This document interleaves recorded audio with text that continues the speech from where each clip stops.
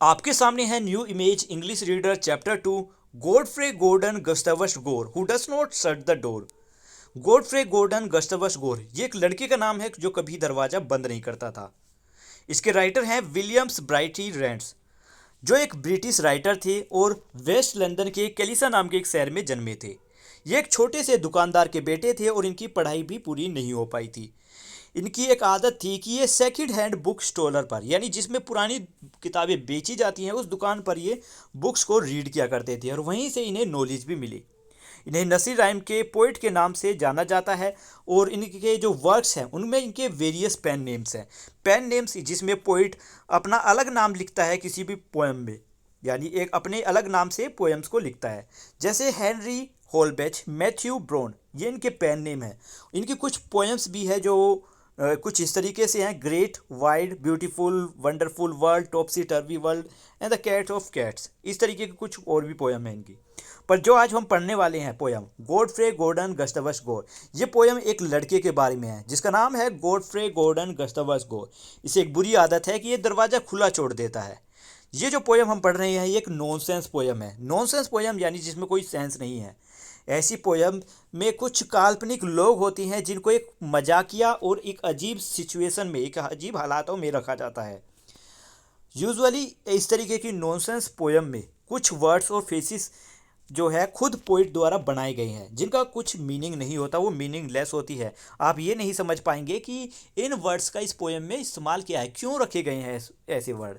फिर भी हालांकि ये पोएम, पूरी पोएम जो है मीनिंगलेस नहीं है, इसमें एक मैसेज दिया गया है हमारे मैनर्स को लेकर। चलिए पोएम को शुरू करते हैं। Godfrey Gordon Gustavus Gore, no doubt you have heard the name before, was a boy who never would shut the door. Godfrey Gordon Gustavus Gore, इसमें शक नहीं कि आपने इस नाम को सुना होगा। ये एक ऐसा लड़का था जो कभी दरवाजा बंद नहीं करता था।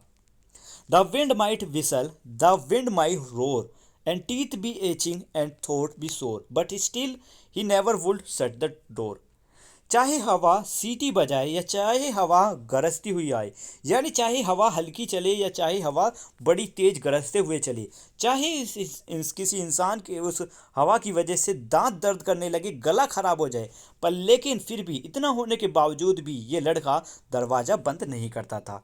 यानी ऐसी आंधी तूफान में जिससे शायद इसका गला खराब हो जाए, इसकी हालत ख़राब हो जाए, फिर भी ये दरवाज़ा बंद नहीं करता था।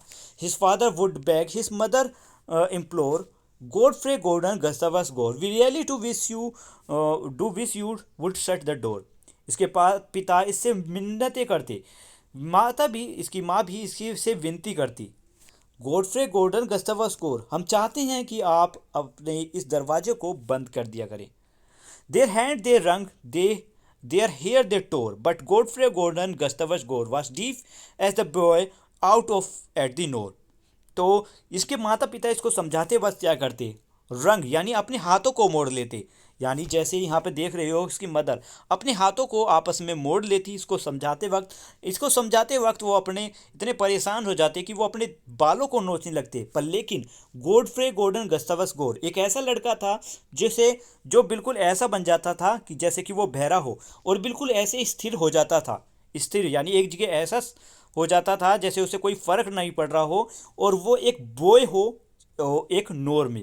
नोर होता है एक जगह, देखो नोर एक जगह है लंदन का एक रिवर है थेम्स रिवर, जो कि नॉर्थ सी से यानी समुद्र से जाकर जुड़ता है। तो वो प्लेस जहाँ पर थेम्स रिवर और समुद्र जाकर मिल रहे हैं उस जगह को नोर बुलाया जाता है।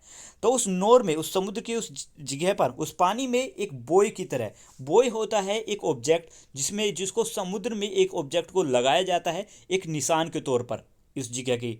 तो और वो एक जगह पर स्थिर बना हुआ होता है। तो ऐसे ही ये कह रही हैं कि समुद्र के उस पानी में एक बॉय की तरह, एक ऑब्जेक्ट की तरह जो स्थिर रहता है, बिल्कुल उसकी तरह वो स्थिर होकर बिल्कुल ऐसा हो गया है जैसे कि वो बहरा हो।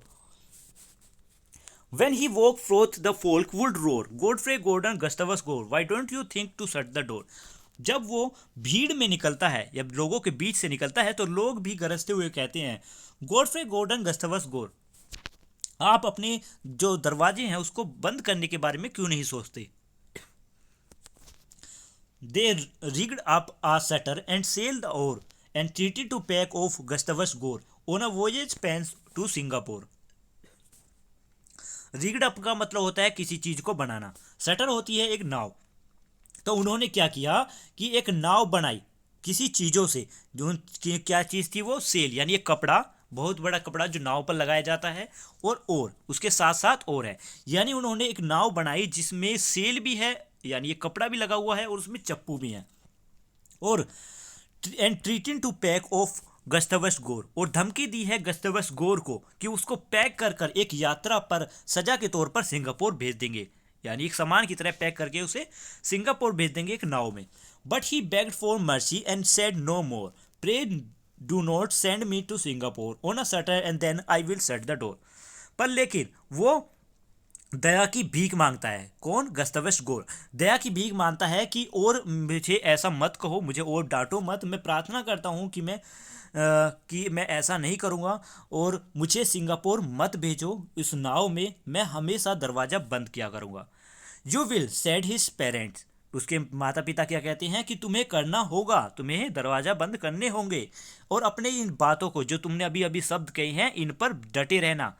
And mind you do for the plague is sore of a fellow that never will shut the door, और इस बात पर ध्यान रखना, ठीक है, जो तुमने अपनी बात कही है इसको इसको बनाए रखना, और इस बात पर ध्यान रखना कि कोई लोग ये ना कह सकें, कि लोगों में ये बात ना फैले कि एक लड़का था जो कभी दरवाज़ा बंद नहीं करता था, ऐसी बात पूरी जगह पर ना फैले। उस लड़के का नाम था गॉडफ्रे गॉर्डन गस्तावस गोर। इस तरीके से हमारी ये छोटी सी पोयम आज खत्म होती है। वीडियो के डिस्क्रिप्शन में आपको क्वेश्चन आंसर का लिंक मिलेगा, लिंक से आप क्वेश्चन आंसर तक पहुंचेंगे और कर पाएंगे।